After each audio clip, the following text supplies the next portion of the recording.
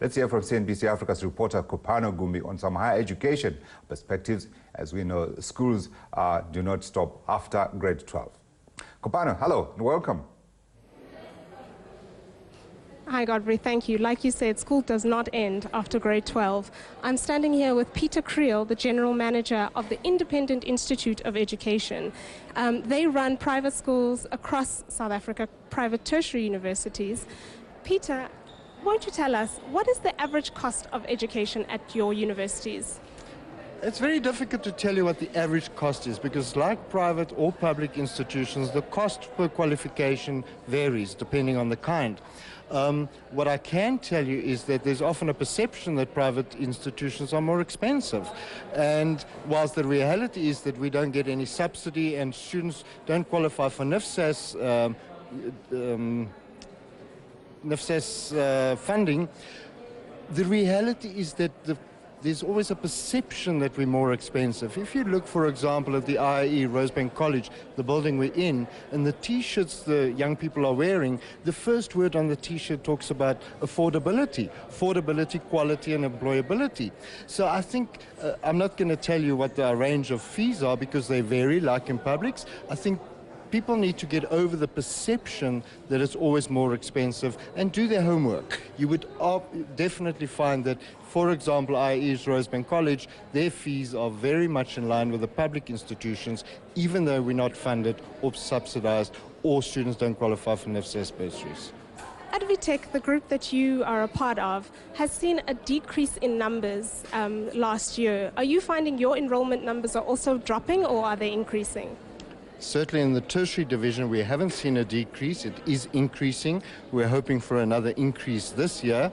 So in tertiary, we are growing. It's not dropping. And tell me about the perception that people have around the quality of education that you find at private institutions versus the larger public institutions. Firstly, there are two aspects there. The accreditation regulations for public and private institutions is the same. We go through the same process, fill in the same forms, but then private institutions are subject to a secondary quality assurance called reaccreditation, which publics don't. So quality is institution specific and is not public versus private specific. Now, how many students can you take in every year? Well, in the tertiary space, across our 21 campuses, we're looking at around 35,000 students. Of course, there's still room to grow, and we're expanding campuses and opening new campuses. But as we stand now, we look at around 35,000 students. Are you looking to acquire new already existing campuses, or will you be building campuses in South Africa and across the continent? Well, of course, we are acquiring campuses, not necessarily under the IIE, but also under the IIE. We are acquiring existing institutions, but certainly we are looking, it's an Advitech strategy to expand our footprint across Africa. In the schools division, we've already done so.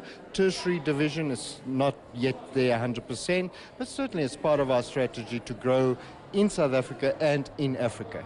Are you considering additional, digital platforms like distance learning via the internet? Certainly, we are growing our distance. We have already accredited distance qualifications. I'm very proud to say that we have one of the best learning management systems in the world, Blackboard.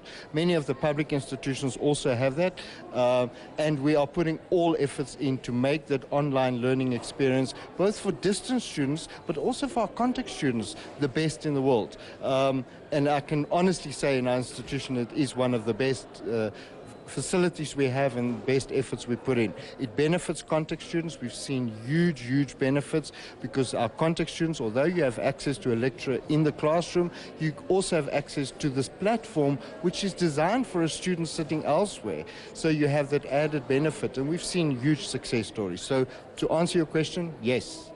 Now, going back to the money, is there an initial upfront cost that students have to pay when they first step foot on your campuses? Of course, there's a registration fee. Our registration fees are quite low in comparison to some of the fees you pay at public universities.